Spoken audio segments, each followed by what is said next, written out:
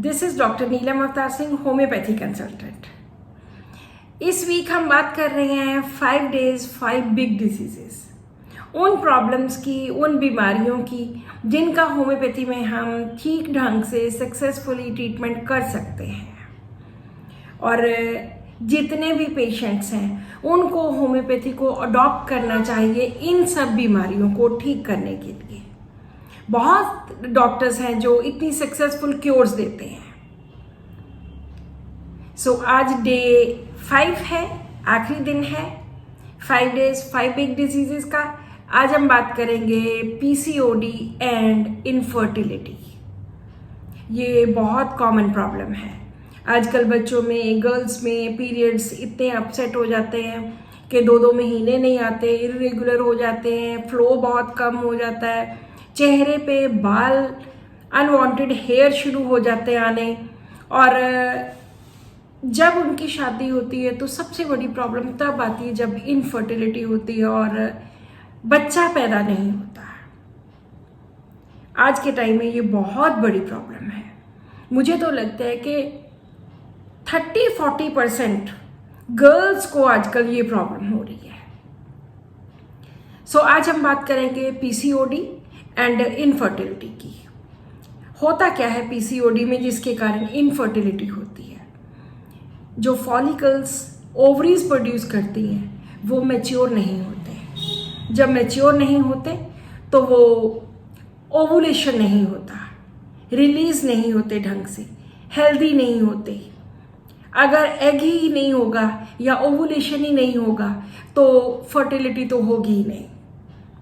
सो इसलिए बच्चा पैदा करने में बहुत ज़्यादा प्रॉब्लम गर्ल्स में आने लग गई हैं।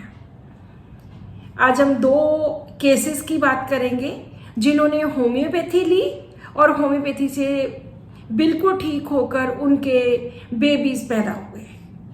सो सबसे पहला केस, एक लड़की जिसकी शादी को तकरीबन 4-5 साल हो गए थे और उनके प्रेगनेंसी नहीं हो रही थी। उन्होंने एलोपैथी में बहुत इलाज करवाया, बहुत सारे डॉक्टर्स को दिखाया, बार बार उनके 2 बार मिसकैरेज भी हुआ। तो वो कभी मेरे पास आ जाते थे कि आप दवाई दीजिए, फिर से एलोपैथी स्टार्ट कर देते थे, फिर दूसरी बार फिर उनके साथ ऐसा ही हुआ। तो मैंने उनको एक बार बोला कि अगर आपने एलोपैथी लेनी है तो कोई बात नहीं, आप ये ट्रीटमेंट करवाइए, कंप्लीट ट्रीटमेंट करिए। अगर उसके बाद भी सक्सेस नहीं मिली तो हम होम्योपैथी में देखेंगे। सो ऐसा ही हुआ। उन्होंने 1.5-2 साल 3 साल तक, 2.5 साल तक एलोपैथी ली लेकिन कोई फर्क नहीं पड़ा। उसके बाद मैंने उनको बोला कि आप बिल्कुल एलोपैथी छोड़ दीजिए, now come to homeopathy. Wholly solely आप सोच लो कि मैंने होम्योपैथी ही लेनी है। तो जब होम्योपैथी में आए तो उनका जो हमारा बेसिक कॉन्सेप्ट होता है कि हम पेशेंट की साइकी, वो अपनी बीमारी के बारे में क्या सोचता है, उसको कितनी ज़रूरत है बच्चे की या किस तरह से इसको लेता है, वो हमारे लिए बहुत ज़्यादा इम्पॉर्टेंट होता है। तो जब इनके स्वभाव के बारे में पूछा गया तो इन्होंने बोला कि ये बिल्कुल शांत स्वभाव की है, जैसे कोई बोलता है वैसे ये मान लेती हैं, जॉइंट फैमिली है, सभी इकट्ठे रहते हैं और कभी लड़ाई झगड़ा नहीं हुआ। जैसे मदर इन लॉ ने बोला वैसे कर लिया, सब लोगों की बहुत ज़्यादा केयर करनी। वैसे ज़्यादा चुप रहते हैं, ज़्यादा बोलते नहीं हैं, लोगों के साथ भी ज़्यादा घुलते मिलते नहीं हैं। रोना बहुत जल्दी आ जाना, और हमेशा यही होता है कि कोई ना कोई मेरे साथ हमदर्दी करे, सिम्पथी करे। एंड घरेलू कामकाज वाली लड़की है ये, घर में सभी तरह के काम करने और उनमें दिलचस्पी लेनी, पढ़ने लिखने में भी बहुत इंटेलिजेंट। तो दिस वाज द केस। जो भी डॉक्टर्स यहाँ एनालाइज करना चाहते हैं, यहाँ वीडियो स्टॉप करके एनालाइज कर सकते हैं। तो अब बात करते हैं इसके आगे एनालिसिस की। सो सबसे पहला जो रूब्रिक मैंने लिया दैट वाज स्टर्लिटी, कि प्रेगनेंसी नहीं हो रही और पेशेंट बहुत माइल्ड है। Mildness yielding disposition, quite disposition, शांत रहने की प्रवृत्ति। पेशेंट अक्सर शांत रहता है, जैसा किसी ने बोला वैसा मान लिया। रिजर्व नेचर है, ज़्यादा मिक्सअप नहीं होते किसी के साथ, क्वाइट रहते हैं, काम रहते हैं, शांत रहते हैं और चुपचाप। इंटेलिजेंट है, वीपिंग इजीली, बहुत जल्दी रो पड़ना, थोड़ी सी बात पर रो पड़ना, और दूसरे की हमदर्दी की ज़रूरत होती है, कॉन्सोलेशन एमिलिएट। और इनका एक जो मैंने रूब्रिक लगाया कि ये घरेलू कामों में इनका बहुत इंटरेस्ट था, बहुत केयर करती थी। So cares were is full of domestic affairs about, जो घर के साथ संबंधित घरेलू कामकाज, उनमें इनका बहुत इंटरेस्ट था। सबको खाना बना के खिलाना, नई नई चीज़ें बनानी, इस तरह का। सो जब ये सारा कुछ हमने अपने सॉफ्टवेयर में डाला तो यहाँ पर मेडिसिन, फर्स्ट जो मेडिसिन थी दैट वाज पल्साटिला, और वो थी भी काफ़ी पल्साटिला काइंड ऑफ, बहुत माइल्ड, बहुत नर्म स्वभाव, नम्रता से आकर बोलना, बात करनी, बहुत इस तरह के थे। तो जो सेकंड मेडिसिन आती है दैट इज सीपिया। सीपिया में कॉन्सोलेशन एमिलिएशन नहीं है। थर्ड मेडिसिन जो आती है वो आती है सिलीशिया। सिलीशिया में भी कॉन्सोलेशन एमिलिएशन नहीं है, और जो इम्पॉर्टेंट, जो मुझे इम्पॉर्टेंट लगा कि घरेलू कामकाज में बहुत ज़्यादा ध्यान रखने वाली और बहुत ज़्यादा केयर एंड वरीज करने वाली लड़की, तो वो भी सिलीशिया में नहीं है। इसी तरह आगे जितनी भी मेडिसिन है, नेट्राम्योर है, उसमें भी ये दोनों रूब्रिक्स नहीं है। सो इसी बेसिस के ऊपर उनको पल्साटिला 30 दी, 200 दी, 1 mg दी, और 6 मंथ्स के बाद इनकी प्रेगनेंसी पॉजिटिव हुई, और 9 मंथ्स के बाद इनको बेटा पैदा हुआ। सो जब वो होम्योपैथी में आए तो मैंने उनको एक बात बोली थी कि आप बिल्कुल wholly solely give your time to homeopathy. 6 महीने 8 महीने मुझे दो, ये नहीं कि आप बीच में एलोपैथी ले जा रहे हैं, आप बीच में होम्योपैथी भी ट्राई कर रहे हैं, आपके मन में ये है कि वो भी कर लूँ वो भी कर लूँ, तो इस तरह से कई बार बात नहीं बनती। लेकिन जब वो होली सोली होम्योपैथी में आए तो पल्साटिला ने उनको बहुत अच्छे रिजल्ट्स दिए हैं। अब हम बात करते हैं सेकंड केस की। सेकंड केस ये भी बहुत इम्पॉर्टेंट केस है। ये केस मैंने पीछे एक वेबिनार हुआ था उसमें भी डिस्कस किया था। तो इस पेशेंट को प्रॉब्लम थी पीसीओडी की, और 4-5 साल हो गए थे शादी हुए, एंड 1-2 बार मिसकैरेज हुआ। पीरियड्स हमेशा लेट होते थे, और 1.5 2 महीने 20 दिन लेट, और ब्लीडिंग भी ढंग से नहीं होती थी। इन्होंने भी एलोपैथी बहुत ज़्यादा ली, लेकिन फिर भी प्रेगनेंसी नहीं हुई। तो जब मैंने इनसे पूछा कि अपने बारे में बताइए, अपने बिहेवियर के बारे में, अपनी साइकी के बारे में क्या सोचते हैं, या बीमारी के बारे में क्या सोचते हैं, तो इन्होंने बहुत अच्छी अच्छी बातें कही। हर इंसान का अपना स्वभाव होता है, कोई बहुत अच्छी बातें करता है, किसी को गुस्सा बहुत ज़्यादा आता है, किसी का, हर एक की अपनी नेचर है। सो जो इन्होंने बताया कि मेरा लाइफ के प्रति जो एटीट्यूड है वो बहुत पॉजिटिव है। मैं स्कूल में टीच करती हूँ, बच्चों को पढ़ाती हूँ, मैं संस्कार बांटती हूँ। ये बहुत इम्पॉर्टेंट बात थी कि टीचर स्कूल में टीच करते हैं, लेकिन संस्कार बांटती हूँ। This was something very important.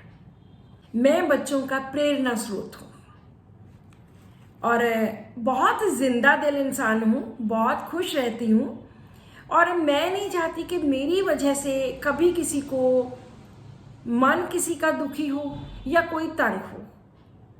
गुस्सा भी आए तो मैं ज़्यादा नहीं कहती, और अगर कभी कह दूँ और मुझे लगता है कि मेरी गलती है तो मैं सॉरी फील कर लेती हूँ, ताकि अगले को, दूसरे बंदे को दुख ना हो। जब मेरी शादी नहीं हुई थी तो मैं सोचती थी कि हस्बैंड होंगे, मैं आराम से, वो पैसे कमाएंगे, मैं आराम से खर्चूंगी, या ऐसे ही बस बिना जॉब किए ही मैं रहूंगी। लेकिन जब शादी हुई तो मुझे लगा कि नहीं, मुझे अपने हस्बैंड की मदद करनी चाहिए। फिर मैंने ये टीचिंग ज्वाइन की। मुझे ये क्यों लगा? क्योंकि मुझे लगा कि मैं किसी से हाथ फैलाकर पैसे नहीं मांग सकती, कभी नहीं मांग सकती। तो मैंने फिर अपनी जॉब स्टार्ट कर दी। मेरे हस्बैंड बहुत अच्छे इंसान हैं, बहुत ज़्यादा। इंसानियत तो उनमें कूट कूट कर भरी हुई है, वो इतने ज़्यादा अच्छे हैं। ज़िंदगी में बहुत मेहनत करती हूँ और मेहनत कभी बेकार नहीं जाती।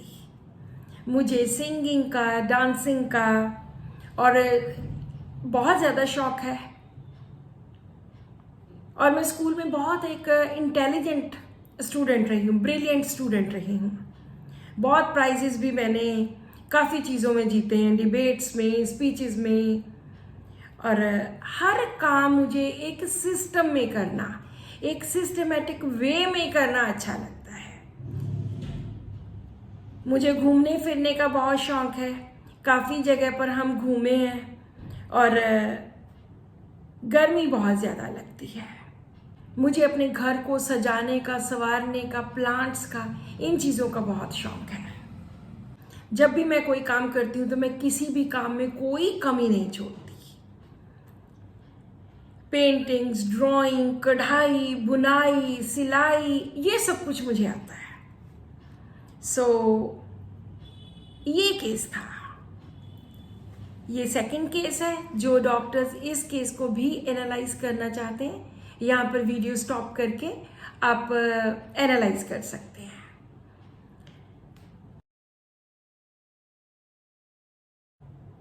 अब टाइम आता है इस केस के एनालिसिस का। इनको पीसीओडी की प्रॉब्लम थी।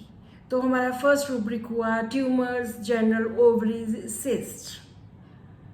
बहुत जिंदा दिल इंसान है, वाइवेशियसनेस। गुस्सा तो वैसे आता नहीं है, लेकिन कभी आ जाए, बोल दिया तो मैं सॉरी फील कर लेती हूँ। मुझे पछतावा होता है कि क्यों मेरी वजह से किसी का दिल दुखे। रिमोर्स। जो इनका ये सब एटीट्यूड था कि मैं संस्कार बांटती हूँ या मैं लोगों का, बच्चों का प्रेरणा स्रोत हूँ। What was this? ये आइडियलिज्म है। अपने हस्बैंड की भी तारीफ करती है कि वो बहुत अच्छे इंसान हैं। खुद के बारे में भी कहती है कि मैं किसी से मांग नहीं सकती। Next rubric is idealistic. मेहनत करनी, मेहनती लोगों की कभी मेहनत ज़ाया नहीं जाती। Industrious mania for work. Intellectual, हर काम सिस्टम में करना, सिस्टमेटिक वे में करना। फास्टिडियस।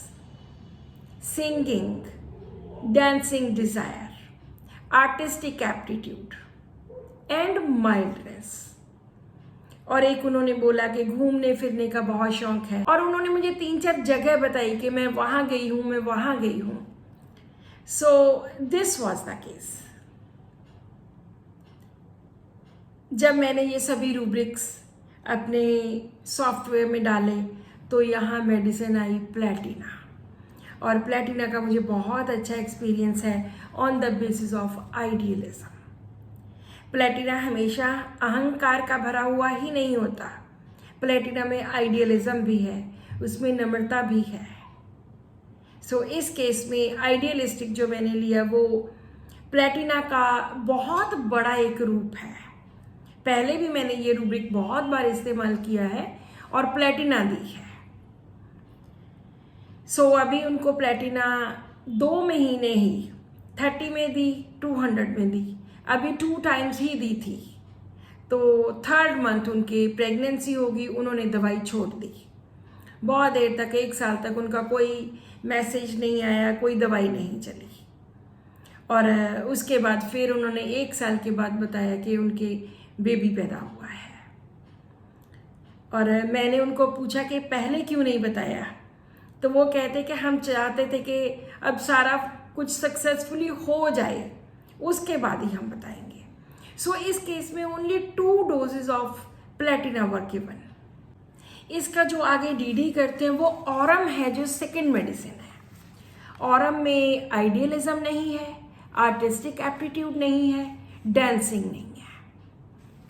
और आगे आती है कार्सिनोसिन।